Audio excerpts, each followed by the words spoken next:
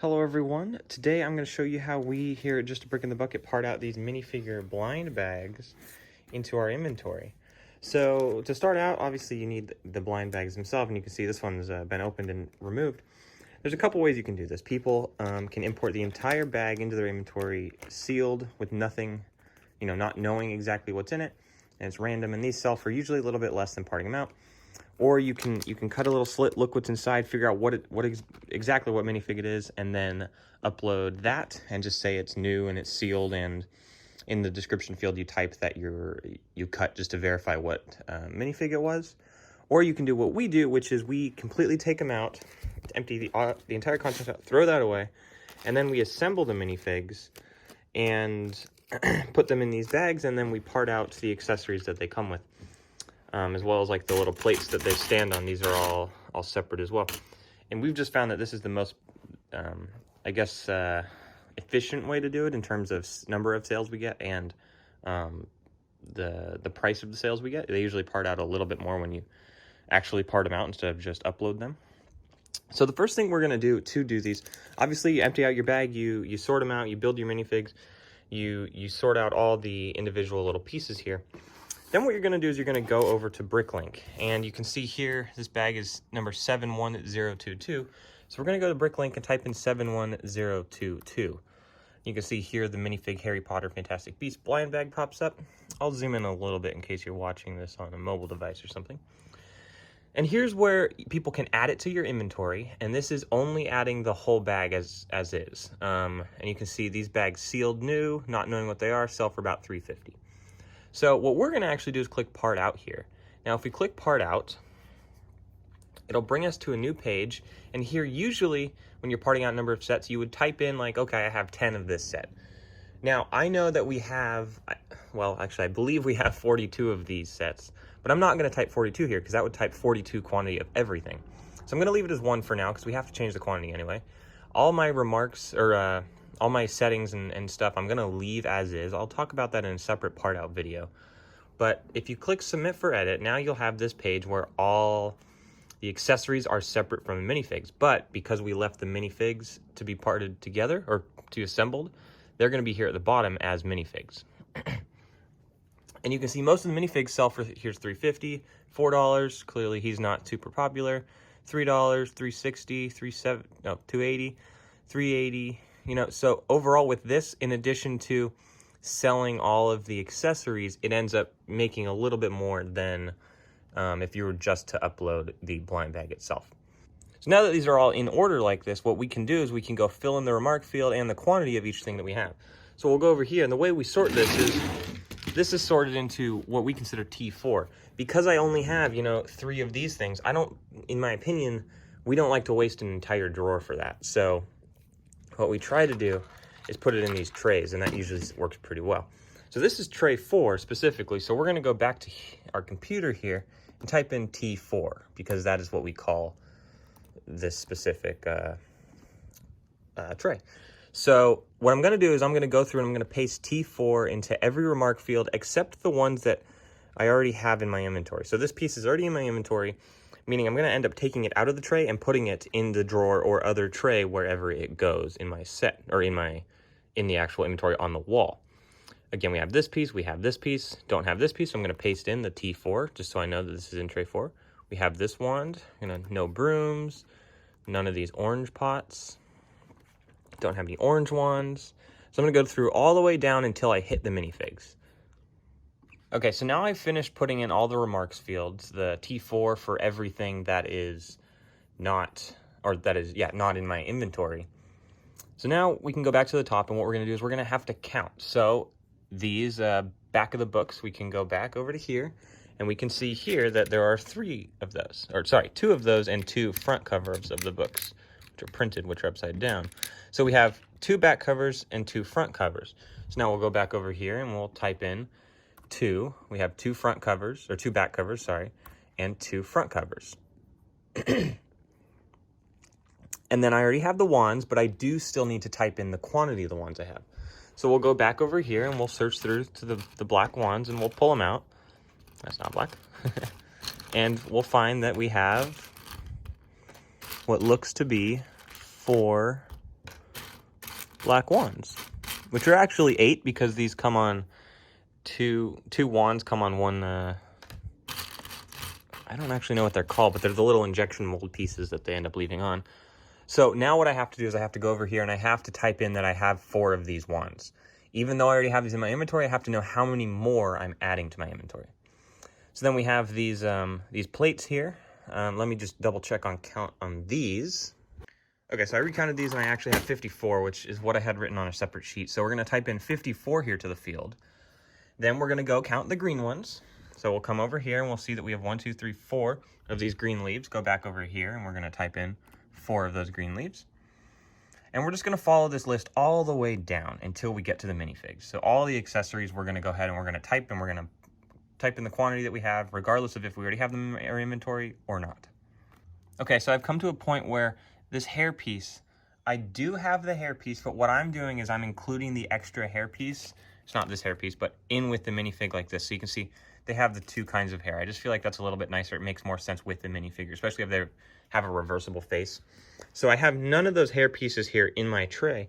So what I'm going to do is I'm going to click this delete button over here. And that delete button will totally delete this regardless of where it is in the remark field or if it's in the quantity. Even if I already have the piece, it will just not add it to my store. So I'm going to delete this one because I don't have it, and then I'm going to continue and go through until I get to the end of the accessories with the minifigs. Okay, so now I've finished typing in the quantity in the remarks field for all the accessories, and as you can see, I'm leaving these in this tray, and the ones that I already have in my inventory I've taken out just so I can put them where they belong. But now what we have to do is we have all these minifigures. So what I have to do is I have to go sort through all these minifigs, these 54 minifigures that are in this bin, and lay them out on the table so we can count how many of each minifig we have.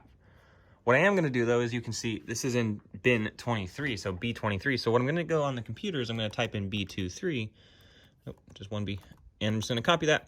I'm going to paste that for every minifig here, just because we want to make sure to know where to find them when we have to pick an order. And then the last thing here are the instruction booklets. Those are also going to be at the bottom of this bin, so we're also going to call these B23. Now, what I like to do is I always put my instruction booklets at 1 cent. That's just because instructions, for me at least, don't sell at all. So I figure at 1 cent, that's the highest chance that they might sell. But in the next few months, if we see that they're not selling, we might just take them down and recycle them or something. We're not entirely sure yet. So now what we need to do is count the minifigs. So what I'm going to do is I'm going to lay out all these minifigures on this table here, and we're going to count to see how many of each kind we have. So as you can see, I've laid out all of the minifigs, and they're all in little columns so that we can count them easily and figure out how many we have of each kind. So we're going to start here at the top with Alastor, Mad-Eye, Moody. And I know that we only have one of him, and he's over here. So we're going to take him, and you can see he comes with an extra hairpiece. So we need to type that into the description field. So we're going to type in includes, I guess it's a brownish hair. We're going to call it reddish brown hair, in addition to, I guess it's kind of a tan hair, or, yeah, I'll write tan hair. So bam, there it is. It's now in the inventory, includes reddish brown hair in addition to tan hair. Now we only have one of him, so we're going to stick him over here in our bin. And we're going to go back to the computer, find our next one, and it is Dumbledore. So I know we have quite a few of these. We've got 1, 2, 3, 4, and 5 Dumbledores. So we're going to go ahead and type 5 in the quantity field there. Overall, this is very simple, and that's what I do is as I get them, I put them in the bin just so I don't double count them or anything or get confused. Here we are. We have only 2 of him, so 1, 2. We're going to make sure we type 2 into the remark field or to the quantity field, sorry, on the computer. And that is it. It's that easy. So I'm going to go through and I'm going to title or give quantities to all these minifigs, and then I'll meet you at the end. Okay, so we've run into it again here where we don't actually have any of this minifig here. So what we're going to have to do instead is click the delete little checkbox instead of type in 0. If you give 0, I believe it gives you back an error. So we're pretty much done here. Now we're going to type in 2 for the last quantity there, and then I know that I also have 54 instruction booklets there. So now what we can do is we can click the verify items, and that'll go and it's going to run its little thing. Okay, Here's another thing. If this ever happens, which seems to happen to me occasionally when I spend too much time on the previous page, just go back. None of the fields get changed, at least on my, what is this, browser, which is Safari on a Mac. None of the fields get changed, so it's all saved in here, checkboxes and everything, and I just click re-verify items, or click verify, but it re-verifies them. And this seems to work really well. It doesn't do the same thing twice. If it does, I just go back and do it one more time, and usually it's totally fine. I haven't actually had a problem where it doesn't verify the items. But now that we got this page, what we're gonna do is, you know, what I do like to do is double check all the remark fields. I slowly scroll through and double check them all, make sure they're all valid and they match at least the things I have. But it also shows you these ones that you have in your inventory already. So specifically, this black minifigure utensil wand, this is in drawer 0355. So what we're gonna do is we're gonna go over here to the black ones. Actually, what I'm just gonna do is I'm gonna go grab drawer 355. And I know that pretty much all of my wands are in here. So on the computer here, 355, we're gonna put the black ones in with the wands. And then I know the white ones go in here as well. And so do the dark brown. So all that goes in here. I'm gonna have to get a new drawer for the dark brown. It's getting kind of full. Bam, just like so. Now we gotta scroll through. I know that these plates, or technically I guess they're tiles with studs in the center, but these go into bin 17. So we're gonna come over here and we're gonna grab bin 17 with one hand. Here's bin 17. Open that up. And now we're gonna pour in all of these because I know they go in there. So got lots of these plates. They're on sale if you want them. Stick bin 17 back where it goes. Keep scrolling through. Here's the green plant stems. So we're gonna go over, and those are in T5. Forgot to pull those out. Pull those out here of T4 where they are currently. And then we're gonna head over to T5, which just happens to be on top. And we're gonna pour them in there. This tray is pretty full. I'm gonna probably eventually mix those and put those into drawers just because that makes more sense. All right, so now we're gonna grab drawer 935 where these reddish brown book covers are. Go find drawer 935. Pull those out, and we're gonna stick all these books in here.